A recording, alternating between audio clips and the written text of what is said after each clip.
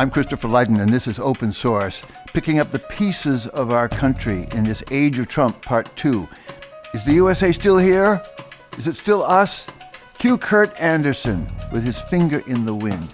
I wanted you, Kurt, on a mission to track the spirit of the age, because you've been a cool, creative, wide-angle eye on events since the 80s, when you founded Spy Magazine and then Studio 360 on public radio. And now you've written the future already in fiction, forthcoming with a clue in the title. You call it The Breakup.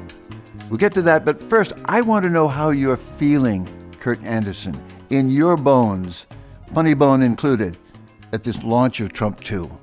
It depends on the day and the hour of the day, and there's no predicting it. And I feel as though, on the one hand, like I think many of us, I want to turn down the input of enraging moments because there are so many of them. And his strategy as president is to create them, to maintain everyone's attention as much as possible by any means necessary. That's what he does. And so, on the one hand, I just, for my own sanity, mental health, I don't wish to pay as much attention as I often have in the last 8 years, but I don't want to pay no attention. So it's figuring out exactly what to pay attention to and when to turn up the dial to 8 or 9 or 10 or 11. Yeah, this morning, the Washington Post says all federal grants are on hold as of today. We don't know which ones. Yeah. Thank God I don't have any. But I wake up some days in a panic. The nation of nations that Lincoln called the last best hope of earth, the empire of freedom, we like to think. Yeah. By now, an unrivaled military power on earth and still sort of eternal adolescent among nations. I mean, who are we? Well, we are that eternal adolescent. And being an adolescent in middle or advanced age, which I think we sort of are now, can be uniquely unattractive. Despair is maybe too strong, but some moments and some days it gets to despair on my part.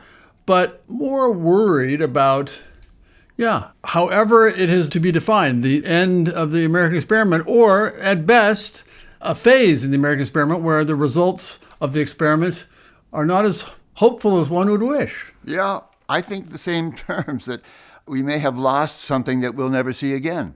Yeah, one of the things we've lost, and it's hard to see exactly how we get back to any semblance of it, is this post-facts, post-truth, no common sense of what the facts are. We're entitled to our opinions, but not our own facts.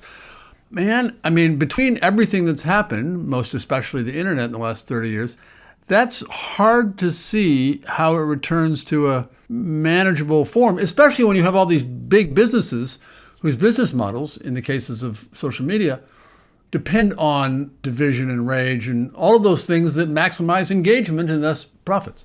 Yeah, you've spoken the lead, but nobody said it better than Bernie Sanders after the inaugural address. He said, when the three wealthiest men in America sit behind Trump at his inauguration, everyone understands that the billionaire class now controls our government. They also understand that one of the major functions of government policy will be to make these incredibly rich people even richer and more powerful.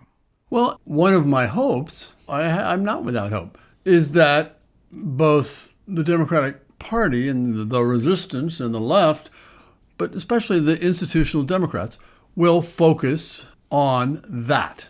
Because there's no question in my mind that huge majorities of America, as the polling indicates, do not want billionaires to be in charge. They may not know or care about the word oligarchy, but they don't want that. And similarly, 60, 65, 70% of them say, no, they want to spend more money on Social Security. No, they want to spend more money on Medicare. No, they'd like to spend more money on border security, yes, but they'd like to tax the rich. All of those things, which, he's making no bones about, as Bernie Sanders said, as you just said, this is a time of the empowered, shameless billionaires, and they can be shameless again. If his opponents, us, broadly construed, just really, really focus on that and not this and that and this and that, and oh, look at that, but become what the Democratic Party was starting in the 1930s. Astonishing how he makes us talk about him. Let me just say, though, I just finished your 2017 book called Fantasyland late last night, and my heart was pounding. It was published in 2017, early in Donald Trump's first term, and in the last few pages you write this: I can imagine, for the first time in my life, that America has permanently tipped into disarray and decline. And since that bleak conclusion, Donald Trump has been defeated for re-election and now re-elected again last year. Where in the world are we in January 2025? We are at an inflection point. There will be permanent damage to our government. And now the question is then this issue of norms. Violating norms is not all bad, in my view. We have to distinguish, partly because I think one of the reasons the Democrats lost the election is kind of norms across the board were observed too scrupulously, maybe, by the Democratic candidates, that we are the good boys and girls. We do everything by the book, and we don't ever speak vulgarly. So, our vice presidential candidate called him weird. That's wonderful? And it was wonderful when Walz did that. That little touch of authentic fun. But there are norms that are outmoded and obsolete, and the way that Democrats portray themselves and try to make nobody angry at them and within their big tent coalition, all the rest. There are norms that aren't worth saving, and that there are norms, obviously, that very much are, and we need to start distinguishing between them. Kurt, there was a wonderful line in the Weekend FT the other day, to the point that we're all in the same spot here. I call it LOL in a nightmare. A scholar in Paris told the FT, we're ignoring all the nothing but contradictions in Trump, incoherence day to day. He said, what we are seeing is huge doses of American hubris. We are blinded by the intensity of all the issues put onto the table and by Trump's convictions. It's as if we were all on an orange drug. Yeah, I mean, the American hubris has been a part of the American character since its founding, of course. But Donald Trump's hubris is interesting to look at closely. Again, maybe it reflects the complications of American hubris more broadly. I have always found him, and I've studied him closely off and on for 40 years. May I interrupt you just to say you made him famous as the short-fingered vulgarian in Spy magazine. Well, he was already getting famous, and Graydon Carter and I at Spy magazine went through various epithets. We referred to people who were frequently appearing in the magazine by these epithets we chose for them, kind of in a subversive homage parody of what Time magazine had done back in the 1930s and 40s. We always referred to Henry Kissinger as socialite war criminal Henry Kissinger. And finally, after several tries that we then rejected, Donald Trump as short-fingered vulgarian, which stuck and oddly endures. It stuck partly because you knew it drove him around the bend. And yet I think, wouldn't he say, I think I had the last laugh on those guys. I've been elected president of the United States twice since they made themselves famous with the short-fingered vulgarian. Yeah, and, we all, in our various ways, thrived, I guess you could say that. And people sometimes half seriously have said to me, like, if not for you, you made him famous. I said, no, we didn't. We were the ones, when the rest of the news media were celebrating him and, if not worshiping him, at least like giving him a pass, who closely scrutinized him journalistically and satirically.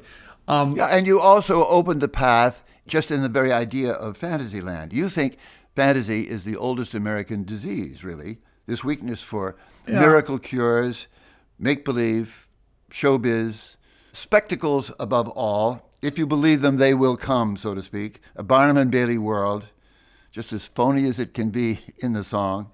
And the voting majority just voted for Donald Trump again. They did. Kurt Andersen, I told you I wanted you to imagine reinventing Spy magazine for 2025. Fearless, sometimes funny, penetrating. You get the jokes, but you see the danger in all of these jokes. I'd love you to lay out a special issue of Spy magazine for 2025.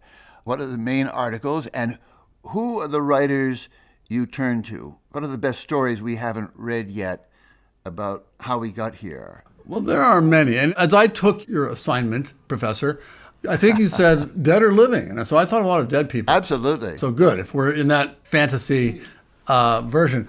I ended up thinking of a lot of people from the 1960s and 70s. Joan Didion was a friend of mine, chief among them, who In her, often I think probably referred to as gimlet-eyed way, but in addition to being just a great writer, her brilliance at seeing a version of the truth and telling it in her kind of merciless fashion. Absolutely. And that's what we miss is the truth tellers. Hunter S. Thompson, Yep. when I read him for the first time at age 16, I was blown away. He's a one-of-a-kind figure. But again, figuring out new ways, as he did, to tell the truth in a singular and revealing way about what he was seeing, both when he went to Las Vegas in 1971 and then when he covered the election in 1972. That, to me, was extraordinary. Somebody else who is a problematic figure for all obvious reasons, Norman Mailer. Amen. I reread Armies of the Night, his book about this remarkable 1967 peace march in Washington of hippies and leftists and all kinds of people. He was an extraordinary observer and writer and kind of fearlessly grokked what was going on, Moral to the core, fell madly in love with JFK in the campaign of 1960, but as the Vietnam War progressed, he actually said, we've got to bring the Air Force home. This is appalling, disgusting, outrageous that we should be bombing a peasant people with B-52s. And he meant it. Then a couple of other people from the 60s, Richard Hofstadter, Paranoid Style in American History. I would love to have him writing about now because God knows he was prophetic and prescient. Similarly, a contemporary of his, Daniel Borstein, historian, he wrote this amazing book, amazing in retrospect, and perhaps at the time in 1961, called The Image, A Guide to Pseudo-Events in America, which so beautifully encapsulated where we were going, which is to say this media-fied, show business-ified version of everything in America. I would like him.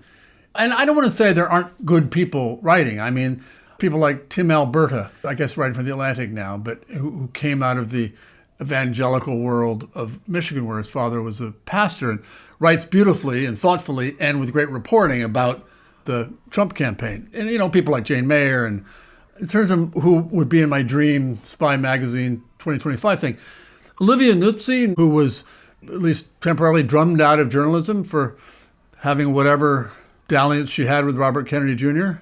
I miss her work. Brilliant writer and reporter writing about politics and the campaign. I miss a lot of people who've died. My friend David Carr, for instance, at the Times. I have to mention my all-time, far and away, in a class by himself, journalist of the 60s and 70s, and that's I.F. Stone. Oh. The great news dealer in Harvard Square pulled down a fistful of I.F. Stone's weeklies. It was early September 1963. I.F. Stone had just done a double issue on Vietnam, the illusions of Vietnam. JFK was still alive, Diem was still alive in Vietnam, and it laid out the whole thing, the complete illusion of what we were fighting for. That was just the beginning of I.F. Stone's weekly diatribe about the war in Vietnam. It stands up today as prose, but also as politics and analysis. It's flawless. I'd want him in your magazine. Well, what kind of a nerdy 14, 15-year-old I was in Omaha, that I subscribed to I.F. Stone's Weekly.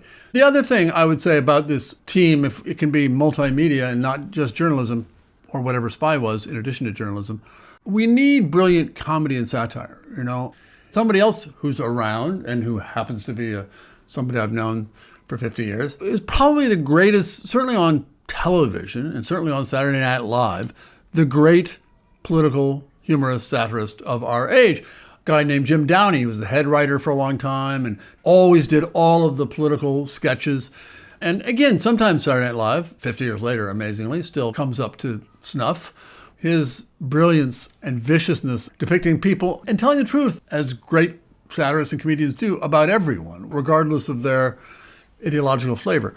Dave Chappelle. Oh, the best. The best. We don't need the Democratic Party. We just need Dave Chappelle. And yes, I was so pleased that Saturday Night Live last week, or 2 weeks ago maybe, had him on as the host. And he was fantastic.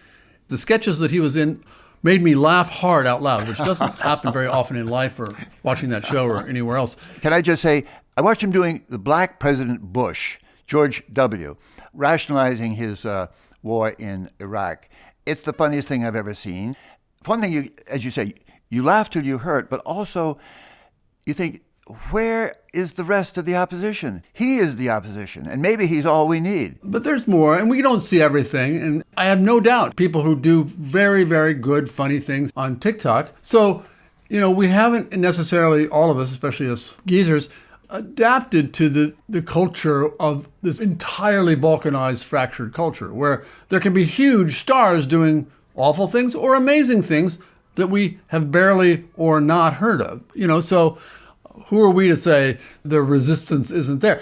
And similarly, liberals were not sufficiently aware, and just in a political sense, of how important, not just Joe Rogan and his podcast, how important they were and how huge they were, and 10 other ones that are less well known of that ilk, and still thinking like, no, it's all about giving an interview to the New York Times. Right. No, it isn't. And sort of catch up to not just the way it's distributed, which is to say podcasts and YouTube and all the rest, sure that, but the way of speaking in the way that people speak in their local tavern or at their local whatever their local thing is, the way in his egregious, awful, infuriating, moronic ways Donald Trump does, and why he's successful. Because he's not like a politician, sort of parsing every phrase. And he says these stupid things like the guy at the end of the bar. And, well, that's a version of authenticity and a version of, dare I say it, honesty that his supporters have always talked about, right? We go, what? Honesty? Look, he does 4,000 lies a month or whatever the Washington Post tally was. But no, in his way, in his Homer Simpson way, he is honest and authentic and all those things. And in our way, whether we're AOC or Bernie Sanders or John Fetterman, regardless of ideological stripe within the pro-democracy tent, I don't care, but more of that, please. More truth-telling, more Dave Chappelleism. Kurt Andersen, I want to hear more about Break Up, the title of your novel, somewhere between your typewriter and your publisher. I thirst to read it, about the American future. Is the breakup a divorce? Is it a civil war? Is it by region, by race, ways of life, genders, cultures? Well, it's all of those things. It's all of those things that we are experiencing now, imagining how they could redound 20 years from now. It's set in 2045, as well as what will AI be? Will there be robots everywhere? All those more obvious sci-fi-ish extrapolations. And of course, one realizes, or I realized as I sat down to write this 2 years and 61 days ago, that 20 years is not very long. I mean, it seems like, we're living in such a fast-paced world. 20 years is forever. Yes and no, because one of my other hobby horse ideas is how little, in so many ways, apart from the computer world and the digital world, things have changed. The way things look, the way you and I dress, the way young people dress, music, all of it is weirdly static compared to how it always used to be. You always used to be able to look at a movie from 20 years ago or a car from 20 years ago or clothes and go, wow, that's right. Old, that's dated. No more.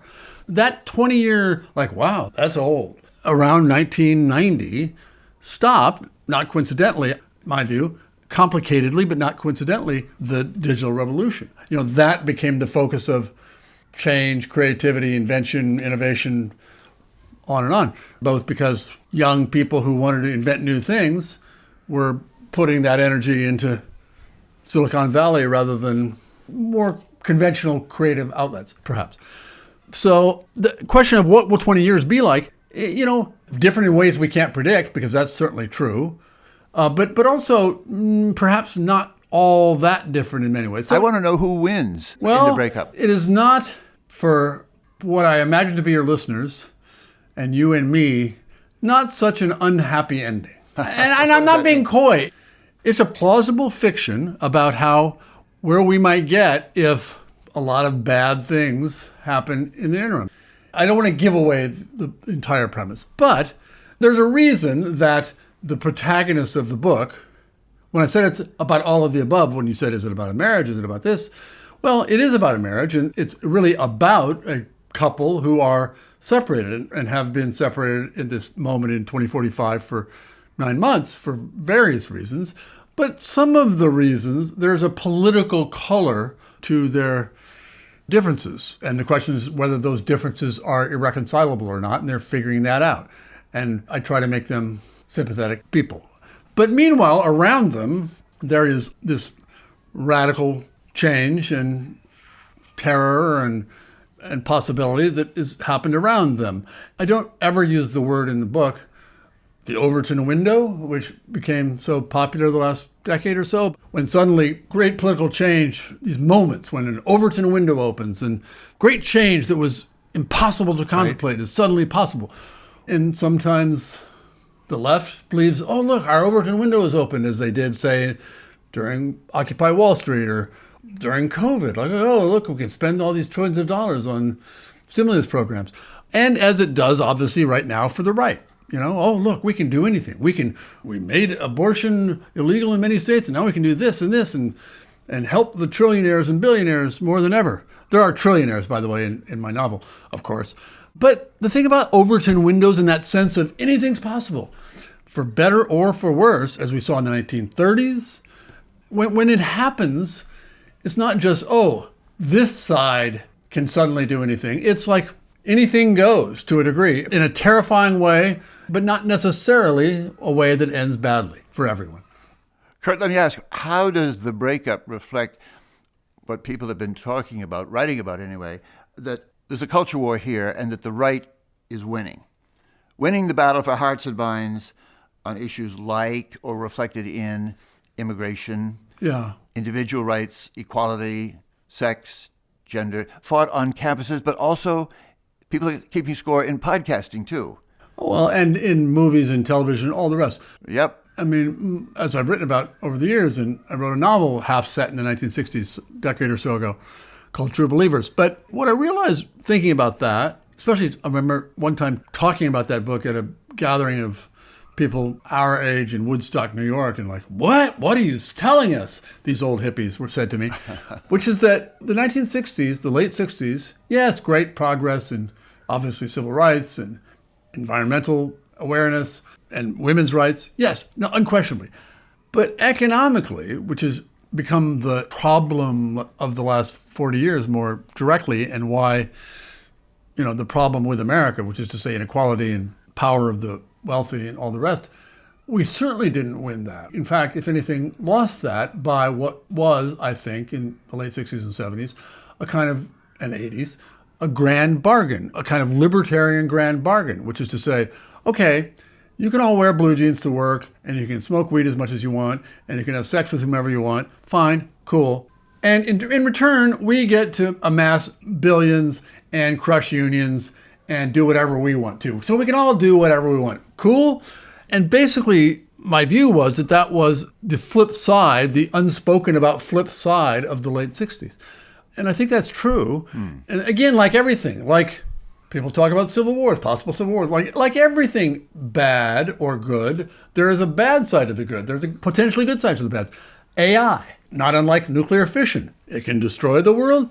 It can give us bounty, As a writer, as a thinker, those are the things that are interesting to me. And it gives me, sitting in my room making things up, opportunities for hope as well as despair. Different sort of question, Kurt Andersen, but it intrigues me. I was actually wondering if President Trump would mention in his inaugural address, as he said numerous times, he means to release everything that the government has on the assassination of John F. Kennedy. You talk about a hard, cold rain coming down on Fantasyland. That would be it. Trump has said that if we had seen the evidence that he got a look at in his first term, we would know why the security agencies don't want it released. I thought, reading Fantasyland especially, if you want to cut through illusions, get the facts and deal with it, specifically the part that assassinations have played just from the 60s in reforming, changing profoundly our country. Can you imagine him doing it? I would welcome it, just as I would welcome, in a more recent way, what they've said is that they want to open the doors about, for instance, the lab leak theory of COVID in China. But, the JFK assassination obviously is the kind of modern American conspiracy theory that so many people believe in so many forms. I would entirely welcome that. And God knows. I mean, the question is, I don't know what he's seen. I don't know what he knew. And given his level of general ignorance about things in the world, I mean, it may have surprised him, and it may, like, for those who actually know the ins and outs of what has been published and known about the assassinations and the CIA, managing the Warren Commission and all the rest, I would welcome that. And So would I. maybe it shocked him.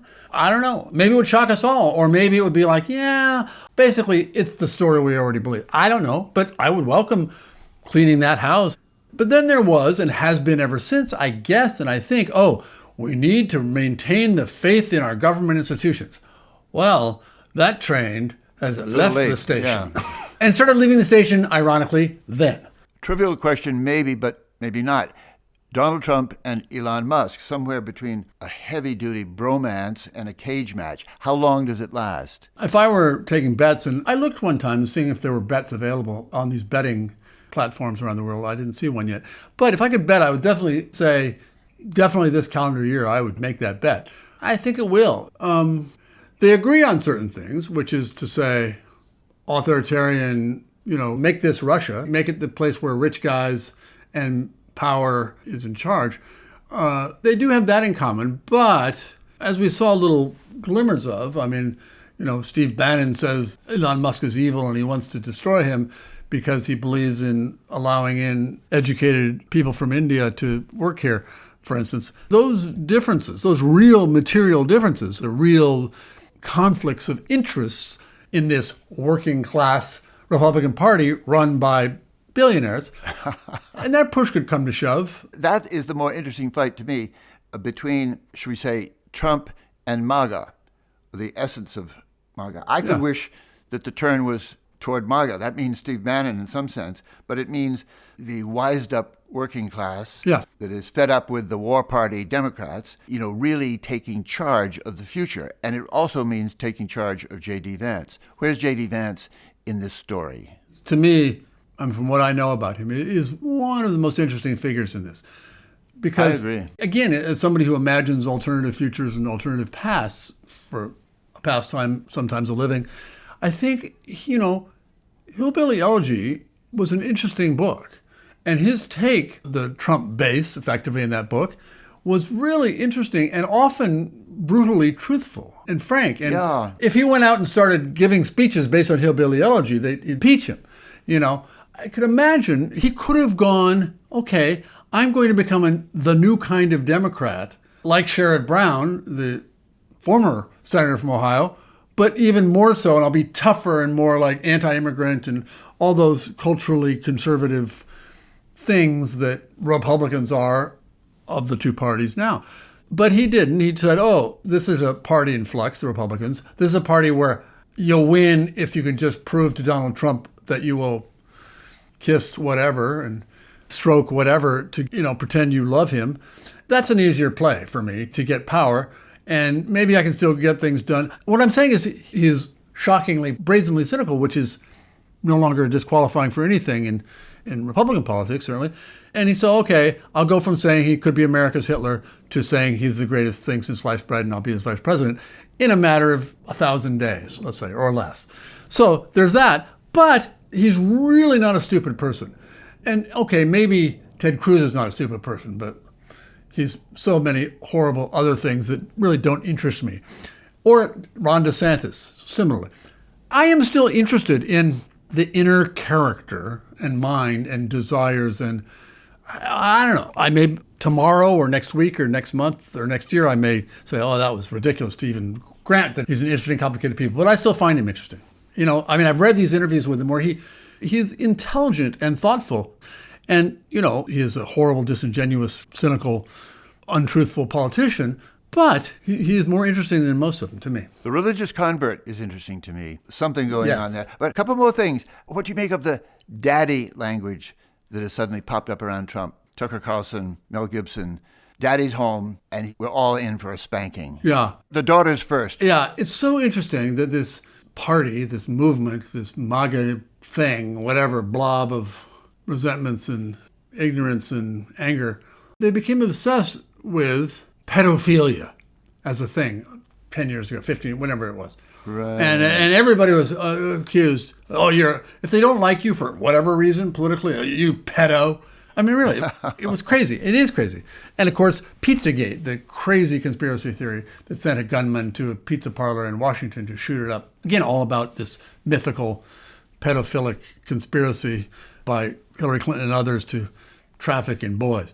Okay, so that was their obsession. So now, cut to Daddy's home and he's going to spank you girls. What?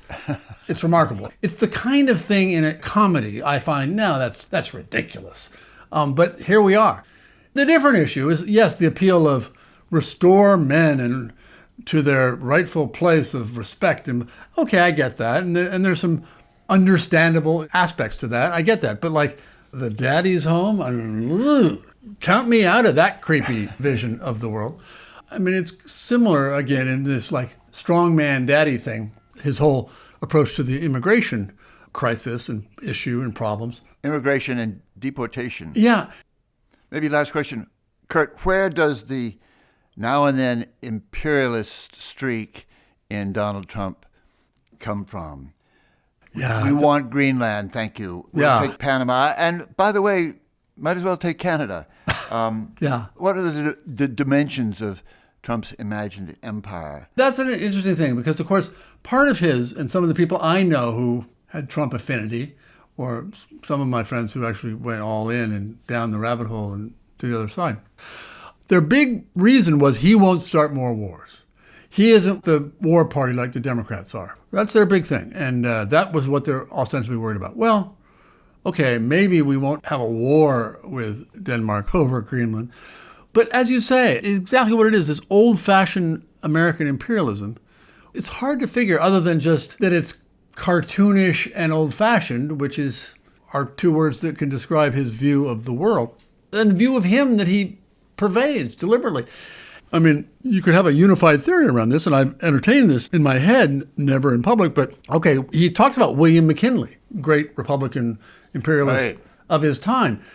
He talks in this age before there was a Federal Reserve, before there were federal income taxes, when a huge amount of the U.S. government revenue was from tariffs.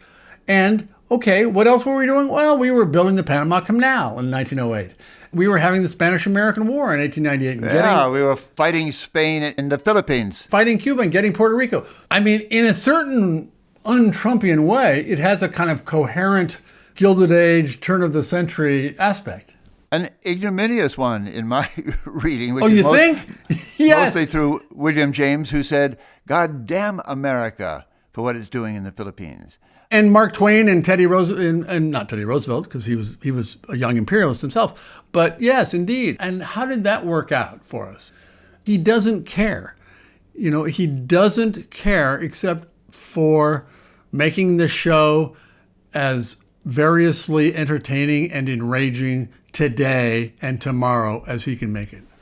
Can you see an opposition figure forming, a leader of the resistance, an embodiment of the resistance? Well, I mean, they come along, don't they? I mean, who would have thought, I don't want to say, we need another Barack Obama, but we'd never heard of him and suddenly we wanted him to be president and he was president for 8 years. FDR was this rich kid who's like crippled and what? And then he became, one of our greatest presidents. Abraham Lincoln. None of them are people who'd been in the game. I mean, Roosevelt was different. But like these outsiders come. And Donald Trump. Donald Trump, okay, he's a joke. Spy Magazine, we were making fun of his wish to be president in the first issue of Spy Magazine. Wow. In the first issue, the cover story was the 10 most embarrassing New Yorkers, I think it was called, because it started out as a New York magazine. And there he was, as one of the 10, talking about he could negotiate nuclear arms control deals with the Soviet Union overnight. Because he probably knows more about missiles and nuclear things than these guys who are negotiating. I mean, he was that guy. And so that was in 1986, and now he's that president.